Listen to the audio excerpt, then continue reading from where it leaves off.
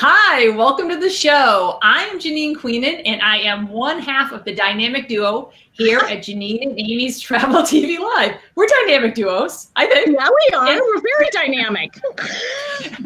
We are really excited that you're here. As you all know, it will be a while before we can travel like we used to. But Amy and I are looking forward to the day that we could travel in real life. In the meantime, we are exploring the different destinations with our friends from around the world. So before we start, we want to know from you, where do you want to go? Tell us below. Just let us know. How many of you said Israel? I bet a bunch. Well, you're in luck because we have Judy Isaacson here from Custom Israel and Holy Land Private Guided Tours. And we're super excited. And hey, Judy, how are you? Fine, thank you. Good, good. So we're going to jump in just a second, but I want to introduce my partner in crime, my co-host, Amy Kaufman-Rylahan. Hey, Amy. Hey, Janine, how you doing? I'm good. Good. Judy, yeah. I'm good. I'm happy it's Thursday. It's been a long day today, so I'm happy it's Thursday, and I get to see your beautiful face and make a new friend, Judy, all the way in Israel. So thank you again, Judy, for joining us. I'm so excited you're here to hear all about your beautiful, beautiful world down there.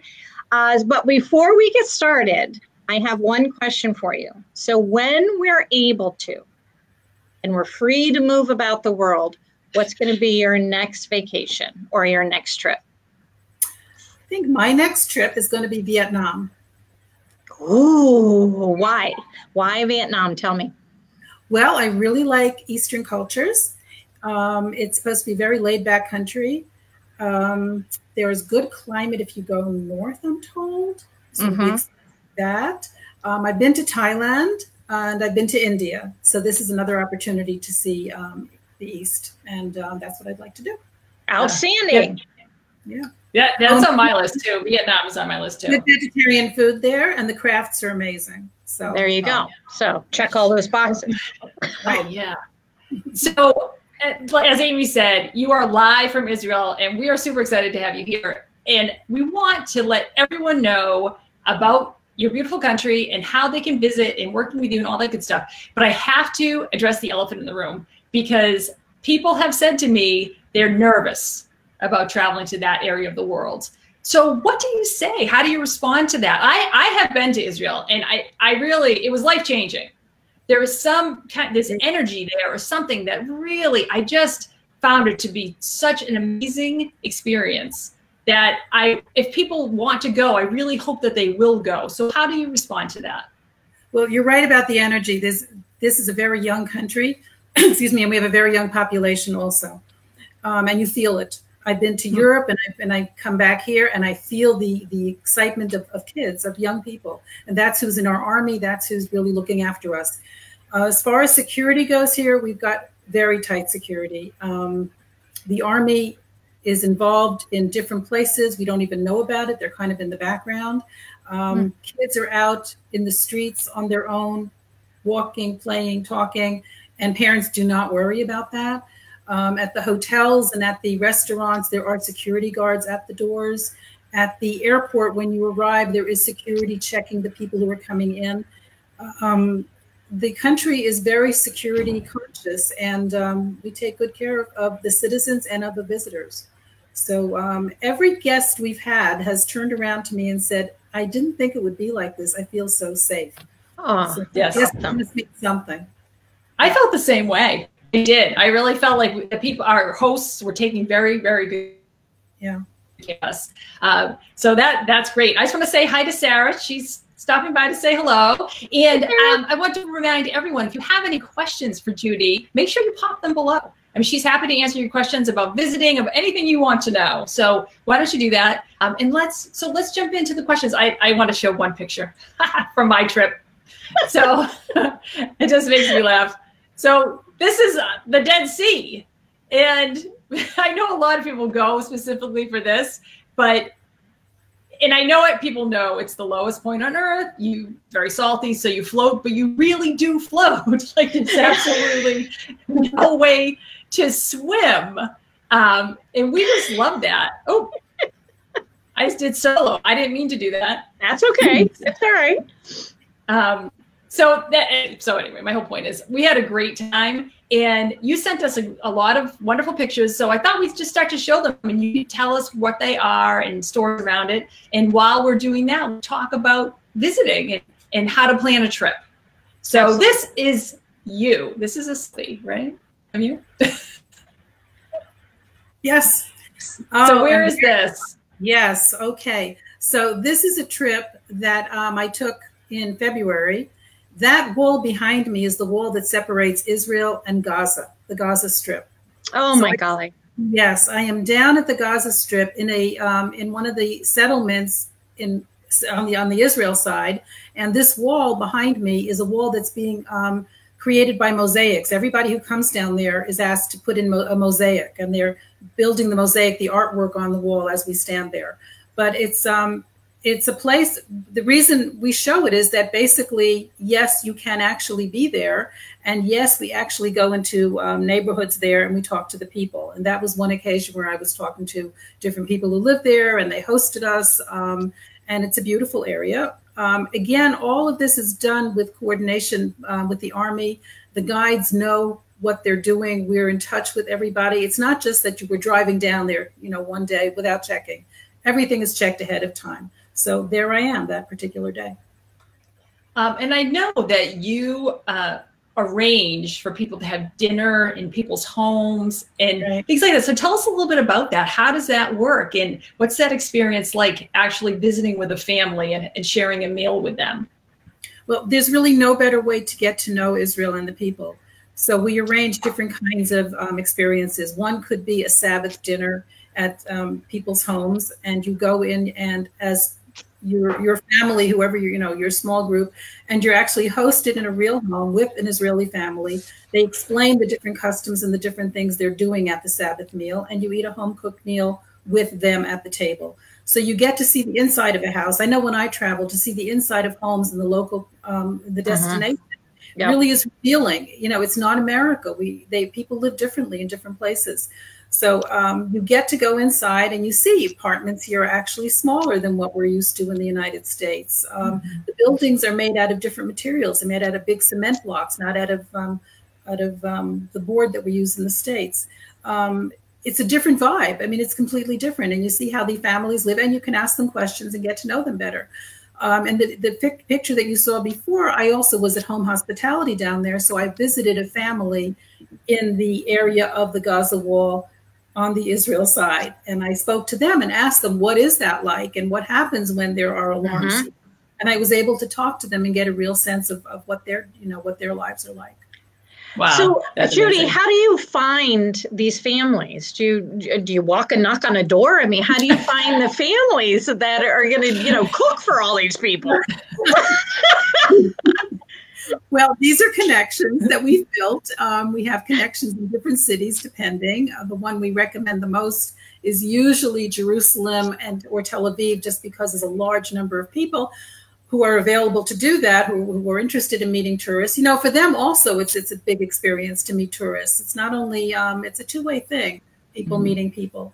But we have families in the agricultural settlements that are in different parts of the country. So you could be in the Galilee, for instance, which is a place where there are many Holy Land sites, and there meet a Jewish family in their home in an agricultural settlement, which is a very different experience than being in Jerusalem or Tel Aviv.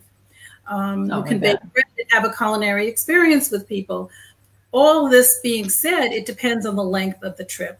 So people who want to come here for, a 7-day trip, sometimes all of these things are hard to put into, and then we have to, decide what's most important. Sure. How long do you recommend? Because it's a long flight. It takes a while to get there. So what do you suggest? I mean, a week seems like almost no time, not enough time at all. We do tours for a week because people request them, and then it's very targeted, and then every minute counts. Because these are private, though, we get a lot done. So, and it's on the time that the people want. You know, they're not rushed around if that's not the pace they want. So they're really, it's not a group thing where you're on and off the bus and let's move and everything. It's really meeting your needs and your time schedule. But in terms of a good number of days would probably be 10 to 12. Yeah. And if you did that, then you could also go to the southern part of Israel, to the desert, and perhaps even into Jordan to see Petra, for example, and even a bit more, which we coordinate. We create that as well, because you're just over the border and then you come up, you go out the south and come back the north or something like that. That's amazing. How many people are in a group? These are all private groups. So this can be for 2 people.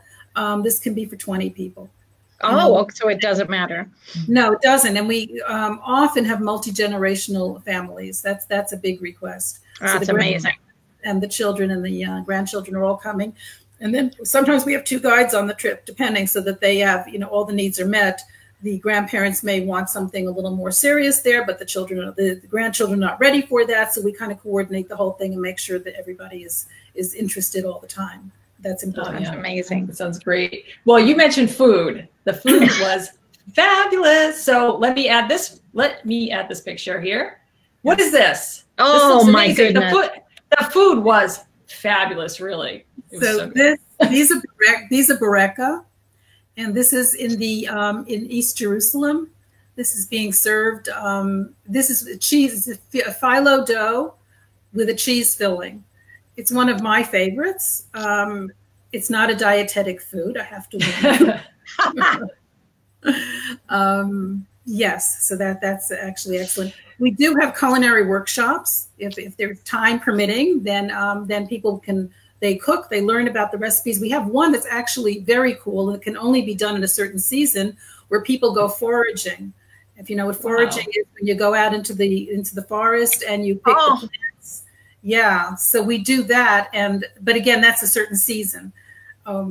But they're wonderful. And then you have, I think there might be a picture there, I'm not sure, but there's a leaf that's a thistle. It's a thistle, and it has white veins going through a green leaf. And the white veins are said to be the milk of Mary. So it has actually significance, Christian significance, and it's extremely tasteful. You take there are thorns on it. Is it? No. And then that's not it. That's the Sea of Galilee a week ago. That was okay. So cooking can be many different things. It could be cooking from walking through the market, the shuk, the outdoor market, a guided tour, and then you buy the different ingredients and then cook together, and you learn about these foreign ingredients and foreign spices. It could be foraging. It could be eating in the home of a Druze family. Druze are another ethnic group in Israel that serve in the Israel army. They are not Arab. They're not Jewish. They're not Christian. They have their own religion. And they have their own, they have a few towns where they live in Israel. Very interesting to go in those towns. And there is home hospitality there too that we arranged. And then you get to eat their foods, which are completely different. And you can also do a cooking workshop where you cook along with them and then eat the foods. So wow. That's amazing. That's amazing. Because really, I mean, that's how you get to know a place. The food, it makes it really it's the history, it's everything. The culture, the celebrations, food is where it's at. So that is really neat, a way to do it. Well, so there's one. I'm gonna ask you about this. So go ahead. I was going to say there's one very popular food that's becoming very popular now in the States, at least on the East Coast, and it's called knafeh, Knafeh. You might look out for it. It's a dough, and then there's a sweet cheese put on top of it. A cheese, not a sweet cheese, a goat cheese on it, and then more dough, and then it's rose water is on top of that. It is delicious when prepared right. So we go to eat that in the Arab towns. Like, that's where you need to eat that. This is their recipe, and this is like amazing. Wow. And somebody I read recently has brought it over to the U.S. If you look around, you might find it. We might find it. Yeah. Look for it. So I'm curious about what this is. You sent this picture to us, so why don't you tell us? Oh, that's actually upside. It's on it needs to be turned, rotated minus 90. Those. Yeah. I don't know if I can. Sorry, I don't know if I can. I'll take it out. Turn your head. That's the gate to the Mount of Beatitudes, where the Sermon on the Mount was given. And I was there a week ago. the place is empty. I have never seen it like that. Usually the parking lot is packed with buses. You can't get in there. It is empty. I was the only person there. I met goodness. Yes. I met a nun on a bicycle outside. Her habit was flying, and she's on a bicycle doing exercise. And I said, I'd love to come in. Is it possible? And she let me in. The gardens are magnificent there. The whole experience is. And they are empty. So that's a Franciscan monastery, I should say, where Jesus is said to have given the Sermon on the Mount. That's this example. Wow. Holy it must be strange now to not have a lot of tourists there. It must be very strange. Yes. What's the busiest time of year? Is it just year round? I mean, I imagine for Christians around Christmas time or Easter. Yes. Right. And then like that, I don't recommend it, because it's difficult to get into sites. August is also busy because people come with children, so that's school vacation, but I don't recommend that either because it's really hot. My favorite time of the year would be from November to April, May, something like that. Avoiding the Jewish holiday of Passover. Never come near that. Yes. But the winter time here is so mild that, and also that the climate is different in different cities. So Jerusalem might be cold and it might even snow. It could snow. But when you're like in the desert or in different places, the weather is different. So you layer your clothing, you're prepared for rain, but it's just refreshing. It's just wonderful. And it's very green. It's beautiful and green. And the desert actually is red. There are these wonderful flowers that flower the whole desert with red flowers. And Israelis are nuts about this. See it, and that's it. Yeah. Wow. So those are poppies, and Israelis. Well, that's me taking the picture. You see my shadow there. The Israelis make it a festival. So for a few weeks of the winter time and around January, February, this is when they blossom, and people will go out for weekends to see the flowers, just to see the flowers and sit with them and go home. That's it. So it's a big deal. Oh, that's amazing. That's very cool. So I know what this is. It's a segue, but is this a way that you like to have people tour, or is it an option of fun? Oops, I did the wrong one. A fun option. Let me put it back in. Yes, hold on, I'm under pressure. No pressure here.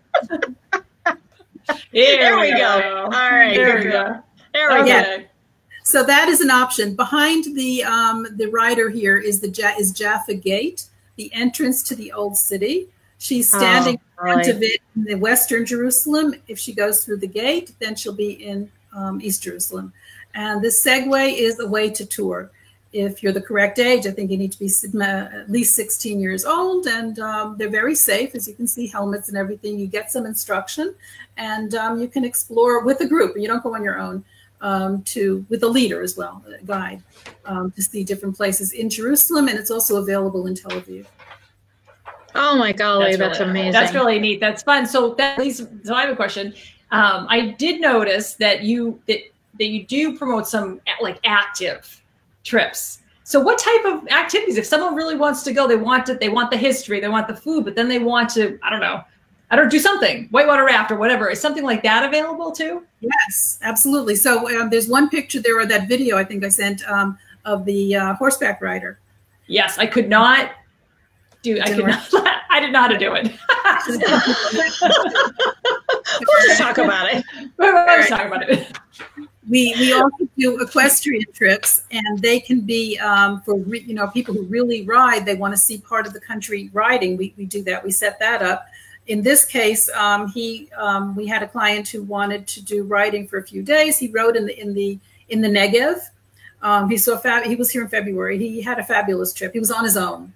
But he had a guide for the whole thing, and he went horseback riding in the Negev, saw places that he couldn't get to on foot. So he was that's amazing. Very happy. But we also set up the whole, like, people want to actually tour that way, and that can be done. So we can set that up. And that would be for horse riding. Do people camp in the desert? Do people camp? Yes, that's another very big thing. In the desert, we have glamping now, and we have different kinds of like cabins that are in nature. They're like very remote. And that can be set up as well. That can't be for a large group because there are only so many of them. So that's for a family, for a couple, you know, small kind of tours. And then the locations are amazing in the middle of the desert. There's one place that has personal swimming pools in the desert, and you're totally private, and you can see the stars, which are amazing because there are no lights in that area. So there are these different things, that are really very cool. And yes, there's rafting in summer, generally, and there's also camping with a tent. Like you could actually, you know, do just plain camping, which is fairly new here. We're big campers from the United States way back, and we took a tent out a few years ago in the wintertime in December to tent, and we were told, no, there's no tenting here. I mean, the weather is perfect. You know, there's no reason for there not to be tenting. And now in the last 2-3 years, they've opened up these parks and said, like the light bulb went off. Yes, tenting. And now the Israelis are going tenting too. But we, that's cool. Great. Yeah. And especially if you have the support to do it. So if you're coming in from another country, you need somebody to support you. So you have what you need. Yeah. Oh, that's really cool. Yeah. So tell me about this bird. Birds. We have birds here twice a year. They migrate. They migrate in the summer, or in the fall, I should say. They leave the warmer places, and they go to they go the other way. They go from Europe to the warmer places, and then in the springtime they do the reverse trip. So this is a bird that's migrating. He's coming from. This was taken, I think, in the springtime. So he is going from the warmer places to Europe. And they all pass over Israel. Israel is located in such a location geographically, they all have to stop here because the water bodies, there's water that they go over, and they can only go for a certain distance over water, and they need to land, and we're the land. So they come here, and there's a funny story where they were, cranes in particular, gray cranes were coming into the fields of farmers in the north. And they were eating up all the crops and everything, and they were pests, basically. Well, somebody had the brilliant idea of taking those fields and actually bringing food to them, and now turning that into a tourist attraction, tourists being Israelis and foreigners. Today, you go there from November until January or so, it's filled with birds, and that's what you do. You go up there to see the birds that are migrating, that are coming. You've got herons and cranes and I don't know, lots. And they come across. And you see them, they live there for a bit, and they, you know, get their energy back, and they eat, and then eventually they go on. But it's become amazing now. Yeah. So that would be a brilliant, that'd be a brilliant trip for somebody who enjoys bird watching and Well, we're a major destination for bird watchers. This is known to be a place to come if you're a bird watcher. So it's another activity. That's amazing. So I will put this picture in now, the one prematurely added before. So tell us about this. Well, that is the Sea of Galilee right now. This is last week. And I was up there. The reason it's very special now is that we had a very rainy winter. And the water level rose and rose and rose. And that's why we see grass and so on underwater, because the shoreline was basically further out there a few years ago. And now it's all the way back. Yeah. So now it's wonderful. The water is green and cool and just beautiful. It was wonderful being in the Sea of Galilee. So that's the Sea of Galilee. Oh, neat. So you're finding, I've been hearing that people talk about how everything seems cleaner and nicer now that people are not all over the place. Do you find just things are a little more settled down now that there aren't so many tourists? Not that we don't want tourists to come back. No, because they're missing. They're missing. And those no tour buses, nothing. We are just Israelis going out now to different hotels and different resorts and different locations, doing distancing, eating breakfast. Normally, Israel is known for its buffet breakfasts, where you come down in the hotel, and they have these huge selection of foods of every kind, and you can attest to that, I'm sure. And now it's different. So now the buffet is there, but you're not allowed to touch anything. So there's somebody with gloves on and a mask on behind the counter, and you point to what you want, and that person fills your plate. Or you can ask to have a basket made for you, and you can take it to a location wherever you want to eat. So those are the options now. It's changed. Those buffets will not be back the way they were. They're now behind plexiglass. You know, it's a different feeling. Yeah. We're making it work. So that's what's very wonderful about that. Absolutely. So we talked a little bit about a good time to visit, but you shared some pictures that show why you might want to visit in the winter. Right. So I'll put those in the stream. Right. So it's farming. Yes. Here's one. And actually, let me add another. See if I can add all of them. Oh, look how pretty that is. Yeah. In this particular place, it's called the Salad Trail, and you go there and you learn about the vegetables. You pick them, you eat them, and there's another picture there, I believe. Yes. Hold on. This one? Yeah. Yes, that's the strawberry picture. Oh my goodness gracious!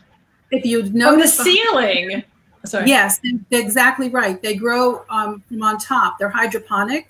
So there are no weeds and there are no bugs in them. They grow from the top and they grow down, and they are delicious. Yeah, that is them exactly. Right. Oh my goodness gracious! Yeah, and when you go there, so the tour is all year round. Basically, you can see this, but the winter time is really nice down there. The weather is cooler and a lot is growing then. So you get to go in the fields, you see how the vegetables and the strawberries grow, and you eat as you go and you learn. So children are thrilled. I mean, adults were thrilled too. We were all adults and it was wonderful. Yeah. I love eating as I go. It's like, it's the best. Yeah, it is. Yeah, it is. Just nibbling. So we have one picture left, and maybe tell us about this.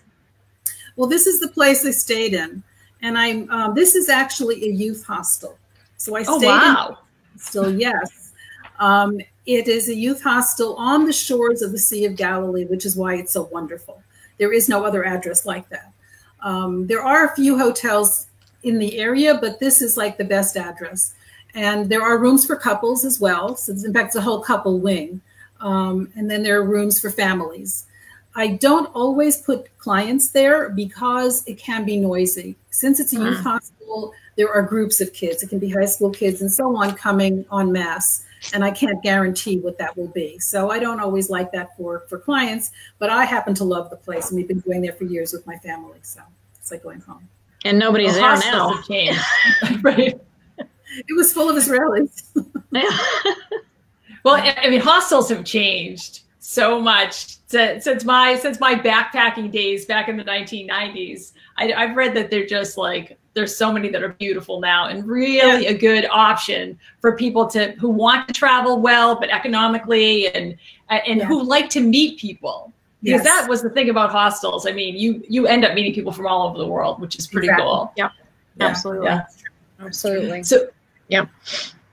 So we're almost at the end of the show. And so I guess my last question is, unless Amy has another one too, what else should we know? What do you suggest? So if somebody, you were saying that, a good amount of time, at least 10 days, 12 days, 14 days, there's so many amazing things to see. How do you help people narrow it down? Well, we listen very hard to their interests, to their requests, to their travel style. We listen very hard to the things that they must have and things that are less important. And then we put it together. But, at the end of the day, everybody's going to make a compromise. We do one other thing, and that is we do self-drive trips. And that happens to be the way I love to travel. You get your car and you go.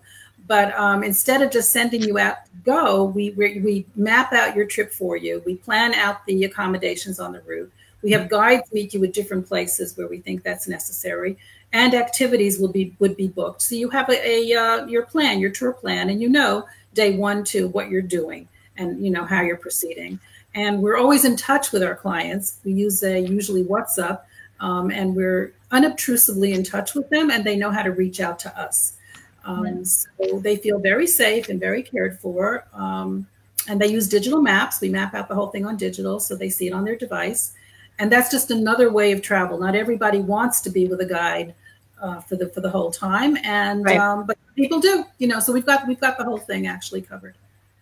That's amazing. And how far in advance, Judy, should we start planning a trip to Israel? What when in normal times, take the world we live in right now out of the scenario, but when we have clients that contact us and say, I want to go to Israel, how far in advance do you think you and I should start talking? Well, we get clients who really start even a year in advance. And for a year, generally, we're able to give kind of an outline. But, you know, to really pin down the hotels and everything, that's kind of hard. 9 months, 6 months, we're already able to, you know, pin it down much more and make sure they get the space they want, because things do get crowded. Yeah. In our experience at the top places, and you know, things can be difficult to get. Even the top guides, we work very selectively with guides, and you know, I can't guarantee that all the time either. So in advance is better than closer, but so from a year to 6 months is probably the window. Yeah. Yeah. Okay. Yeah. Okay. That's good. That's good. That's good. And if somebody has a must-see spot, you'd probably recommend, if there's something they absolutely have to do, at least a year, right? I mean, for the most popular destination locations. A year to book? Is that what you're asking? So if there's something that somebody has to see, like if they have to visit one particular spot, probably sooner rather than later, right? So if they're thinking, that they should contact you or us or whoever. So anyway, they should contact you, and it probably should be a 9 months out is good. That's great. Well, thank you so much for coming on the show. So where can people find you? How can they connect with you on social, or what's your website, and if they want to find out more? Thank you. CustomIsraelTours.com. And I'm on Facebook under that URL as well. And my email is trips@CustomIsraelTours.com. But if I can put that in the chat or something, I can do that too. Very good. Well, thanks again for coming on, and thanks for joining us. Next week, we're heading to Argentina with Gustavo Heidman. Easy for you to say. I'm going to catch that in rerun. Yeah, definitely. It's 1:30 in the morning for you, so yeah, you get a rerun. It's fine. It's fine. But we'll be talking about food and wine and visiting Patagonia, so it'll be a great trip. And if you want to be reminded, just type "remind me" below, and we will remind you. But in the meantime, thanks for stopping by Janine and Amy's Travel TV Live. We can't wait to get back out into the world. We know brighter days are on the horizon. So keep dreaming about traveling and find joy at home. Thanks, everybody. See you next week. Bye. Bye, Judy. Bye. Bye, Judy.